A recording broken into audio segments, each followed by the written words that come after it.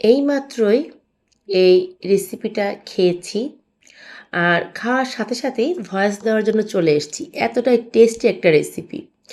আজকে আপনাদের করে দেখাবো কলার যে মোচার ভিতরের যে অংশটা থাকে, যেটাকে কাণ্ড বলা হয়, সেটার বড়া।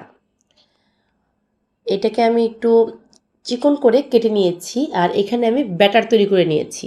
ব্যাটার তো সবাই করতে পারেন, বড়া করতে গেলে যে পিঠালির ব্যাটারটা লাগে সেটাই নিয়েছি। তারপর আমি বলে দিচ্ছি, এখানে আমি 1 কাপ চালের গুঁড়ো, হাফ কাপ ময়দা, সাথে হাফ কাপ কর্নফ্লাওয়ার আর দিয়ে দিয়েছি লবণ, একটু হলুদ গুঁড়ো, একটু শুকনো মরিচের গুঁড়ো। এই দিয়ে একটু জল দিয়ে একটা ঘন ব্যাটার করে নিয়েছি। দেখুন ব্যাটারটা কীরকম ঘন হবে। তার মধ্যে এই থোড়ের যে ভিতরের যে অংশটা আসছে সেটা আমি খুব ভালো করে ডিপ করছি আর চারিদিকে এইটার ব্যাটারটা খুব ভালো মতো লাগিয়ে নিচ্ছি, যাতে করে খুব ভালো মতো এটা কোটিং হয়। কারণ খুব ভালোভাবে কোট না হলে এটা কিন্তু ভালো মতো ফ্রাই হবে না। এদিকে আমি কড়াইতে সর্ষের তেল গরম দিয়েছি। আমি বড়াটা সর্ষের তেলে ভাজবো। আপনারা চাইলে সাদা তেলেও ভাজতে পারেন, তবে আমার কাছে মনে হয় যে কোনো বড়া একটু সর্ষের তেলে ভাজলে পরে সেটা খেতে ভালো লাগে। এখন আমি একটা একটা করে বড়া গরম তেলে ছেড়ে দিচ্ছি। একটু ফাঁকা ফাঁকা করে দেবেন যাতে একটার সাথে আরেকটা লেগে না যায়, তাহলে একটা ভেঙে যাওয়ার সম্ভাবনা থাকে। এই বড়াটা আমার কাছে এত ভালো লাগে, বিশ্বাস করবেন ভিউয়ার্স, বানানোর সাথে সাথে আমি খেয়ে ফেলি। মানে গরম ভাতের সাথে খাবো সেটারও মানে অপেক্ষা আমি করি না, আমার এটা খুবই ভালো লাগে। আর এটা কিন্তু সবসময় বাজারে পাওয়া যায় না। কলার থোড় যারা গ্রামে থাকেন তাদের তো দেখা যায় সবসময় পাওয়া যায়, কিন্তু আমাদের মতো যারা শহর এলাকায় থাকেন তারা তো আর সবসময় হাতের কাছে পান না।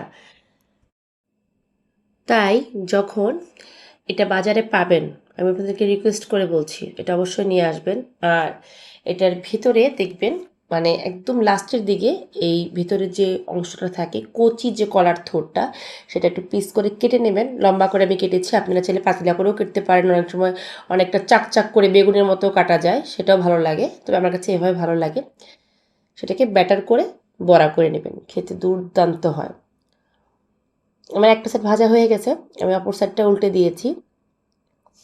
আমি টমেটো সস দিয়ে খেয়েছি, খুবই ক্রিস্পি হয়েছে আর খেতে এত ভালো হয়েছে। আসলে এটা না করলে বুঝতে পারবেন না এটার টেস্ট কীরকম। আর যারা কখনো খাননি তারা তো বুঝতেই পারবেন না, আর যারা খেয়েছেন তারা তো অলরেডি জানেন যে এটার টেস্ট কীরকম হয়। আমি কিন্তু গোল্ডেন কালার করে ভেজে নিচ্ছি। আমার কাছে কলার থোড়, তারপর ভাড়ালি, এগুলো খুব ভালো লাগে।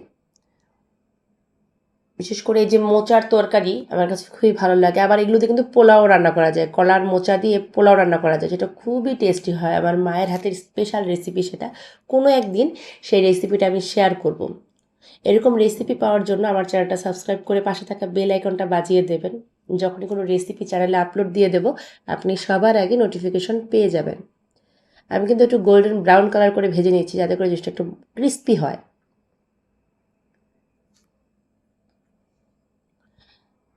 একদম সোনালি করে ভেজে তারপর আমি উঠিয়ে নেব, যাতে করে কাঁচা থেকে না যায়।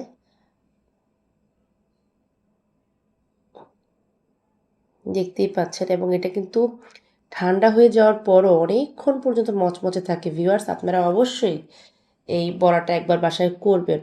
হাতের কাছে কলার মোচা পেলে সেটা দিয়ে অবশ্যই এভাবে বড়া করে নেবেন, খেতে খুবই ভালো লাগে।